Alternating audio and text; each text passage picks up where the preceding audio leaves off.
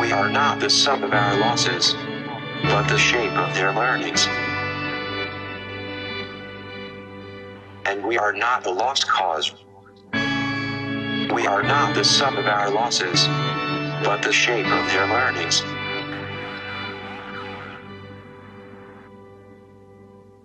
For all our hurt and pain will become empathy for another. And the broken heart will learn to cherish what is left, and what comes next. We are not a lost cause.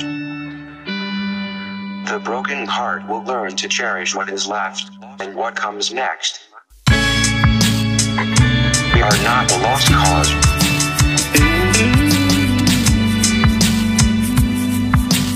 Empathy for another.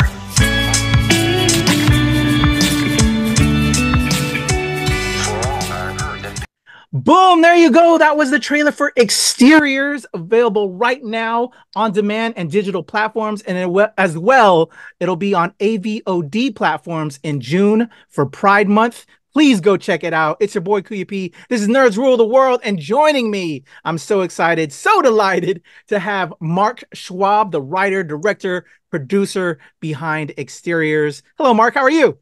I am fantastic. Great to be here. It's a pleasure. Thank you so much for your time today. I want to first congratulate you on winning the best LGBTQ feature film at the 18th annual Poppy Jasper International Film Fest.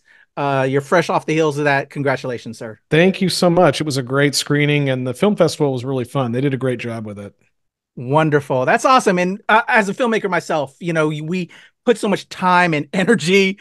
And like right now, we're promoting this film, but just to get the word out and to have it screen, you know, at various festivals, and to get those accolades for all that hard work is so amazing, you know. So congratulations to you. I know you've put so much time and energy into this, because I know the feels. So congrats. Yeah, feature films, you know, I always tell people, you know, block out basically a year from blank page to finished product, and being screened somewhere. It's a year. Yeah, it's a lot of time. So yeah, congrats. You know the deal. When I was reading about this project, again, thank you for giving me the opportunity to check it out.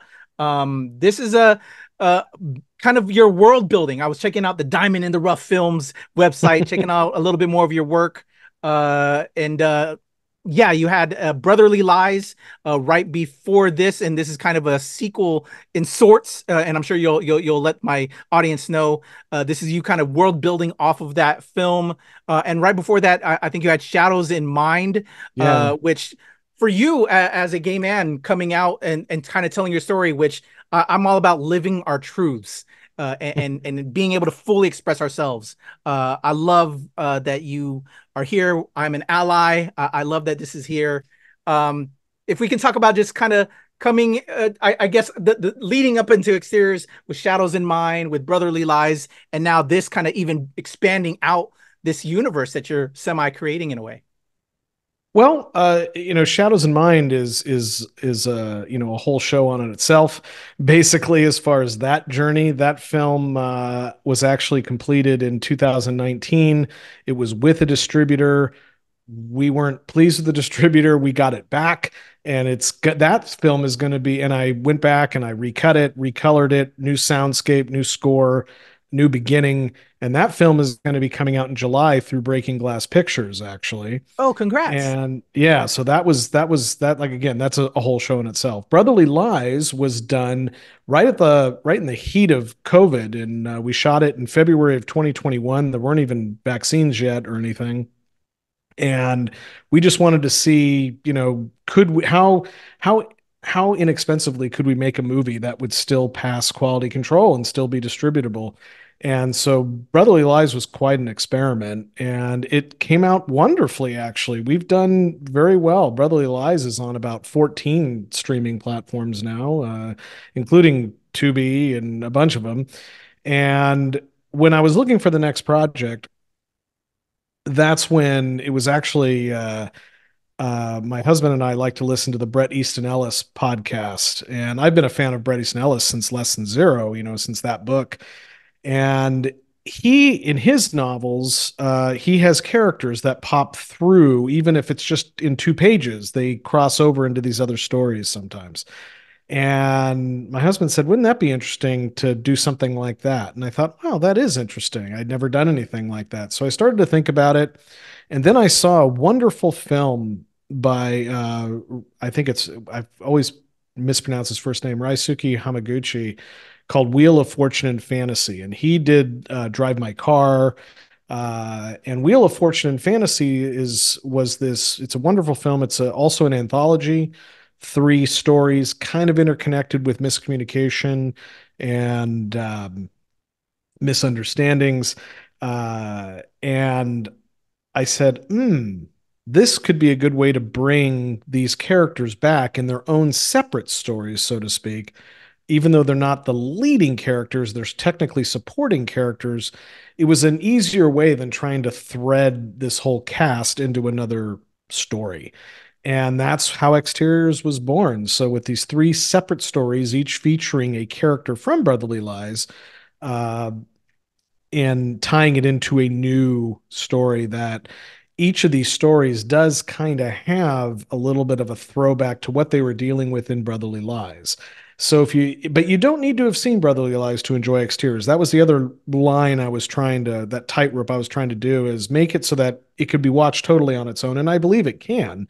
But it does add a little bit, I think, if you have seen Brotherly Lies before. But fortunately, people seem to have enjoyed it even without seeing Brotherly Lies, and it's worked well. So that's kind of how Exteriors was created. I love that. I have to tell you, I love anthologies. I'm an old school kind of cat in that way, because I think you can really expand out the universe in many ways, and give more love to individual characters within that universe that you're world building, right? It's an interesting, yeah, anthologies are I'd never done an anthology before. I've made short films before, but never an anthology like this, where they all kind of are connected in a way. And it felt good to do kind of the short form again. These are all 25-minute, films basically. And it was kind of like making 3 separate movies in a way, but it worked out really, really well. And it was a really interesting experience, approaching these 3 stories individually, because they are each their own thing. I didn't want them all to look the same necessarily, or feel the same. And I'm really pleased with the result. Luckily I've got, great cast and crew that was enthusiastic about it, and we're all in, so it worked. I dig it. Well, you won the award at, the PGIFF. And having seen it myself, like I said earlier this morning, I think you succeeded. And I rather enjoyed it, because knowing that it's an anthology, and knowing that there's like other, that there's, like you said, you didn't have to see Brotherly Lies to enjoy No. Exteriors. But now, as a fan and having watched this, oh, I want to learn more about that character. I can go back, and you could just start. I think that's a great way as a filmmaker, as well. And with our limited budgets, I think Yep. it works in this realm that we have as independent filmmakers. So bravo. I think you succeeded. Thank you. There. I had another thought, but it's escaping me. The first thought I have to tell you, after watching like the first 2 stories, going into the second part of Exteriors, and I'm not going to spoil for the crowd that hasn't seen it yet, but I strongly suggest everybody to check it out when it is on AVOD in June for Pride Month. Please go check it out. Was messy. That was my keyword. And I think also a universal theme that all of us, if you're not part of the LGBTQ community, but you're an ally and you enjoy watching great films, this is a great film, y'all. Is all relationships are messy. If you can talk about where some of the stories came from. I know in the 3rd act of Exteriors, you actually worked with one of the stars that you had in Brotherly Lies. He kind of worked with you because I guess you wanted some more additional touch there from him and where he saw the character. But if we can talk about, the genesis of the story that inspired maybe in different ways, or seeing other relationships, because I think we all seen messy relationships. And I love kind of like that, where did the story came from, the seed that sprouted into Sure. Well, all of the stories have one thing in common, which is a really extraordinary coincidence. And it's extraordinary, but it's not impossible to have happened. And that was kind of, again, kind of one of the needle, I wanted to thread was it had to be really out of, extraordinary coincidence, but still semi plausible. And so, the first story is a little bit inspired from that Wheel and Fortune and fantasy. I took the basic skeleton of that and turned that's where that story came from, the first one. The second one is it's always an interesting hypothetical because it's about two people that meet who only met very briefly 8 years ago, but it made a very, very powerful impression on one of them. And I did have something a little bit similar happen to me with someone, but nothing that dramatic, nothing as dramatic that's in there. And so I decided to put in a real, much more of a, messier, to use your word, dramatic conflict into it. And, but also a different tone because the second story, so they're all titled, Wyatt, Jason, and Dr. Lesh. And the Wyatt, the Jason story is kind of I think they're all hopeful, actually. Some people have said, God, they're so dark, and I just don't believe that. I think they all do have positive aspects, but that second story is kind of the, for lack of a better word, the sweet one. That's the one that is emotional. And people, the feedback I've gotten is that's the one that gets them to kind of tear up a little bit, in a good way, not in a depressing way. The third story is one that I did work with Panos Aklis on, who plays Lex. He was the lead in Brotherly Lies, and he's also in the third story playing Lex again in Dr. Lesh. And I didn't really have an idea for the third story yet and for Lex's character. And so I talked with Pano directly, like, where do you want this character to go? And so we wanted Lex to have made progress since Brotherly Lies. He's pretty much of a mess in Brotherly Lies. So we wanted to show that, hey, he's kind of gotten his life back into order again. And he's on the precipice of finally starting to be healthy again, mentally and emotionally. And he runs into a very, very serious ethical challenge in the middle of this. And just like he ran into in Brotherly Lies, which he handled very poorly, now we get to see how he handles things differently. He makes different choices in the third in this story, and that's what Pano and I worked on, and he was incredibly helpful with coming up with the plot, and kind of the twists and the turns. And it was a great collaboration. I really enjoyed doing that with him. I hope we can do it again sometime. I love that. I love you get to get the characters can grow. To see the character growth as Yeah. the Yeah, creative they behind it. all do grow, you could say.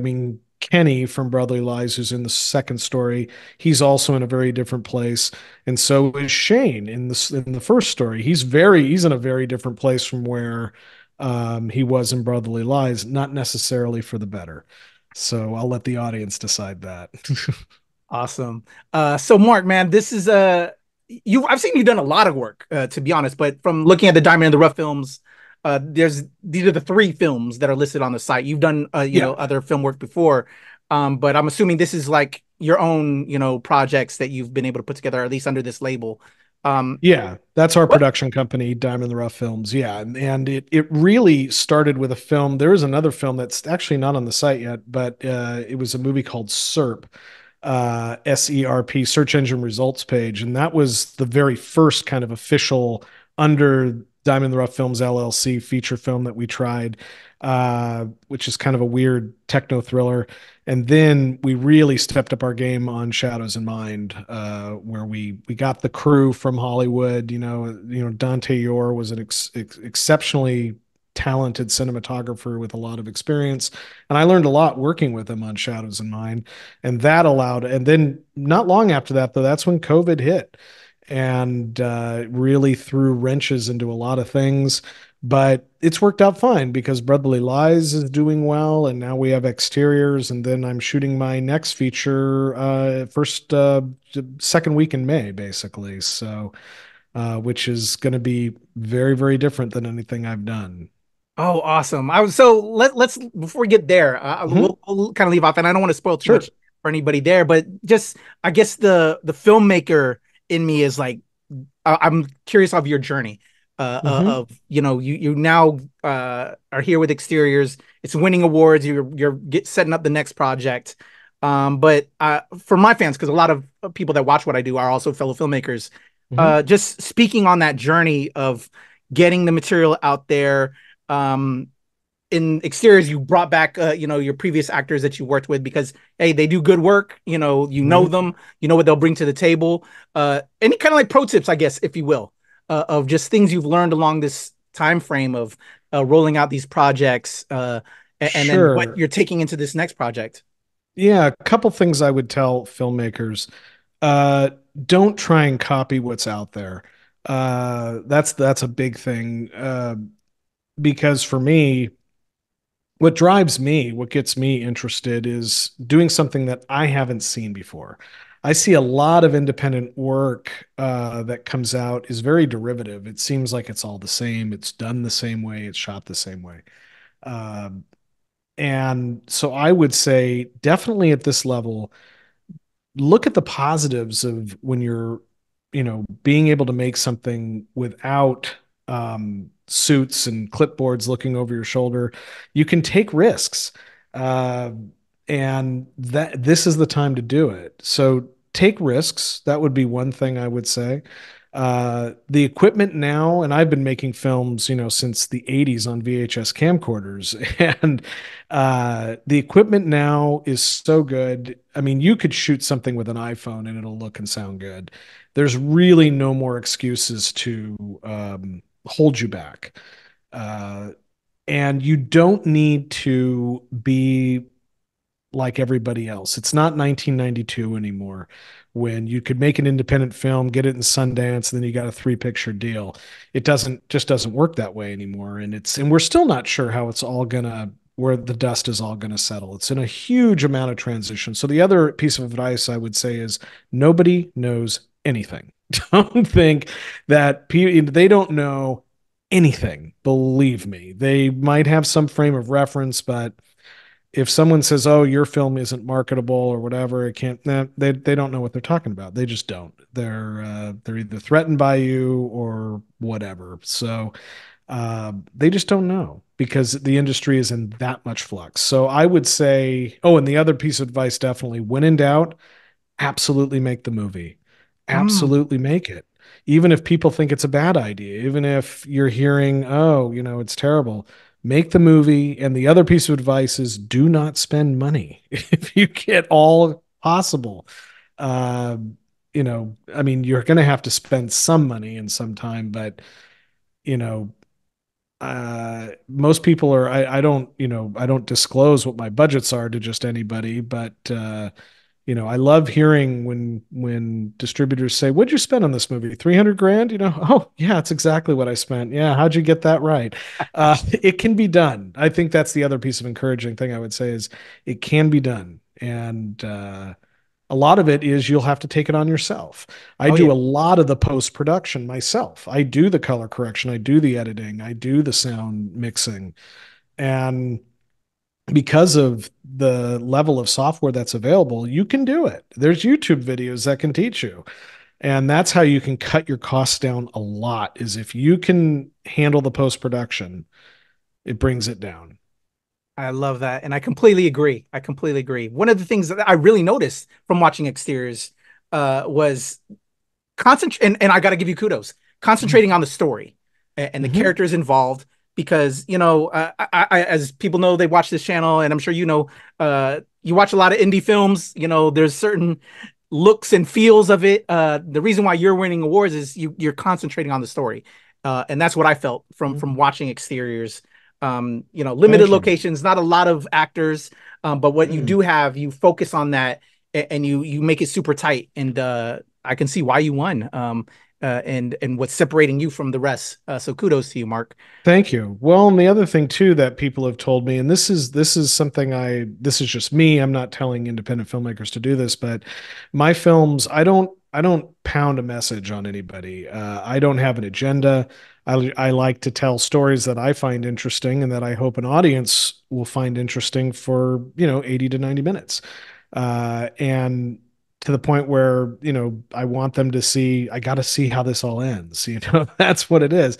But my movies are not, message movies. They're not political movies. And I don't tend to go there with that. That's just not the type of filmmaker I am. I'm much more, that's why my films in a way do better with straight audiences than they do with gay audiences, which has been very, very interesting, to experience that. Yeah. I dig that, but I love though. I'm all about representation. So while that Mhm. might not be the intention, I love that we have it, and I think Oh it's yeah, they're these visible. stories. They're Yeah, there. Yeah, yeah, these are not closeted characters. No, I mean and absolutely, and that's totally true. And of course, even if when I've had friends of mine mention like Shadows in Mind has some very dark elements to it, and they're saying, oh, it's so dark and it's so, it's not good for the LGBT community. And I said, well, I don't see it that way. It's a story. These are characters, and plus I think even if it is negative, I'd rather have negative than nothing. I absolutely would. That's why I've never been offended by older films or films that might have had stereotypes in it. Yeah, you wish they didn't, but still, I'd rather have it exist than not exist at all. I agree, That's and me. because there's different lived experiences, and I think Sure. that is all should be representational. Hmm. So like we can see what not to do. You know, just like you Sure. said, while it might not have been great, let's not go there. Yeah, Uh, of course. Of course. I love it. So exteriors again, everybody is available on digital and on demand, as well as AVOD platforms in June for Pride Month. Um, what pushed it out there to make you make it available now? With were you just done traveling the festival circuit and now you want to kind of get the word out for Pride Month and Well, it was, I mean, I'm pretty picky about film festivals. I'm not big on the film festival thing. I think film festivals are great. I ran one myself for 4 years. But for the most part, I think they're pretty much of a money sinkhole, for a lot of people. So the festivals I enter in are only ones that I think might program it and ones that I can attend in person, that I mm, can actually be there because I always want to participate. And they are expensive. I mean, if you're going to travel and do all that, it's expensive. So I'm pretty limited on that.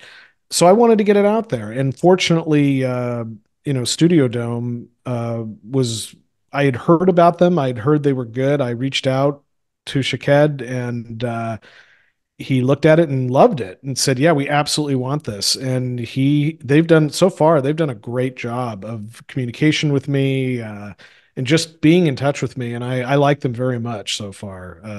And they had also distributed a film called Summoning Sylvia, which I liked, and also has an LGBT theme. And they did a great job getting that out there. So I felt pretty confident that they knew how to handle material like this, and they've just been super supportive. So that's when I made that happen, and they're just doing great. They're doing very nicely with the film so far. I'm pleased. wonderful. Shout out to Studio Dome, and again, if you're a filmmaker out there getting your project out there, that's some kudos there for them. Definitely. Um, Oh yes, I would recommend them. Yes, very much so.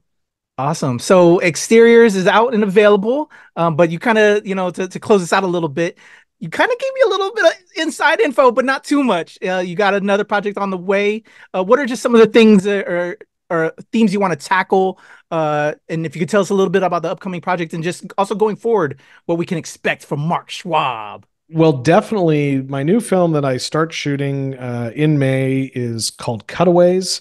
And it is about a former Sundance Award winning indie filmmaker darling who has been canceled because of cancel culture and Mm. is now forced to be directing, OnlyFans style gay porn videos. And we follow him kind of in the day in real time of one of these shoots, and everything goes wrong. It's kind of like a Hateful Eight type of vibe to it. Not necessarily violent like that, but and it's my first SAG signatory film where I'm working with SAG after first time. It's the first time I've got a name in it, which I can reveal later. Uh, let's just say it's someone that I've admired for a long time, and it's a dream come true to get to work with him. And he loved Kudos. the script. It's edgier than anything I've done for sure, but funny. It's also meant to be kind of funny and ribald and very dark humor, but it's very. I've got a great cast with this. A couple people from Exteriors are in it. I will tell you Oh, that, I but love that. I love yeah, that. they are. Yeah, and they're luckily very much on board with it, and it'll be it's definitely edgier. That's for sure. Awesome. When you're able to freely, talk about that and you're promoting it, please come back so I can Oh, give you your flowers and absolutely. all of Of that. Let's course. do that. I'll give you a secret screener for you. Yeah, of course. Hey, Absolutely. I love it. So bravo on that. And again, you have the open invitation. What are you? I had one more thought that came to mind because Sure. we're both creatives, we're both filmmakers, but we should also be challenging ourselves. And you're learning as you're doing. Like you've learned from Hmm. Shadow and Mine, Brotherly Lies, Oh, Exteriors, absolutely. and now Yep. Cutaways. I'm sure there's Hmm. different approaches you're going to take on it. Um, what are you doing to challenge yourself with Cutaways, or maybe going forward? Like, I'm very curious what Mark Schwab wants to deliver. Sure. Well, What's your Cutaways is goal def in the industry? well, Cutaways is definitely a challenge because the first time I'm doing it SAG, doing all the hoops that come with being a SAG signatory production, Love it. that's a lot more complicated. This isn't the guerrilla underground thing that I've done in the past. So there's that, which means in a way, it's also the most expensive film I've Mm, ever done. So it's a bigger risk. As far as going forward, the main thing that's important, I guess, that the one thing that Cutaways that is trying to do is I want to get on the radar enough so that I don't have to save up my own money to do it. I'd like to work with a production company in which they say, "Hey, I like what this guy does. He's always on time. He's on budget. He's organized. He's professional. Let's work with them." And that's kind of the next goal, you could say, as much as possible, because I couldn't make Cutaways this way again, the way I'm financing it and everything. yeah, This is kind of the big push. And it's the risk. This is the risk. And after I do Cutaways, if it doesn't do what it's going to do what I need it to do. I'm not worried about it, but yeah, that's the next step is because with SAG, you get those SAG actors that will want to push the film. It's good for them. It's good for SAG. It's good for everybody. yeah. And if you're going to do that, you should do that if you want to take the next level is working with those professionals because SAG actors are pretty wonderful. They're pretty amazing. I love that. I'm a SAG actor myself, so I love Yep. that. I love that. And SAG's been great so far. Everybody warned me, like, oh God, they're going to be brutal, and so far I've had no issue with them. They've been very professional. They've been very accommodating. That's another thing I guess I would encourage independent filmmakers. Don't be afraid of SAG. If you're Yeah, organized, if you're communicating, they will work with you. They will. And they have so far. I have no complaints with SAG after at all, being the first time that I've I worked with love them. that. And that's why I'm doing this right here. If I can't make the films, I'll promote the films. You find other outlets to do what you love and enjoy. Bravo to you, Mark. That's really awesome. I love that, as a person of color, when they don't create a lane, or if there's not a lane for you, you create your lane. And I see Mhm. that's what you're doing with Diamond in the Rough Films, and It's you're a good making way to your own put it. lane. Yeah, I Yeah, am creating my own lane for better or for worse. And because if I'm going to spend a year of my life on something, I better care about it and it better interest me. And luckily all these films have interested me. I like all of them. I stand by every single one I've ever done and I enjoy them. I'm very proud of the work. I love that. That's so inspiring, my friend. Thank Again, you. that's what yeah, we should all journey to do with our lives, with our goals and our achievements. And bravo to you, Mark. It's a pleasure chatting with you. You too. Everybody, Let me remind you again that Exteriors is currently available on demand and digital platforms, and it will be out on AVOD platforms in June for Pride Month. Also, again, check out the Diamond in the Rough Films website. Check out Shadows in Mind, Brotherly Lies. Those are also available from Mark. And then we'll be hopefully chatting very soon on Cutaways. Please come back, Mark. Absolutely. Let's talk I promise about it. I will be back. There you go, Thank you. y'all. The amazing Mark Schwab. I'll have all of his links in the description below. It's your boy Kuya P. This is Nerds Rule the World.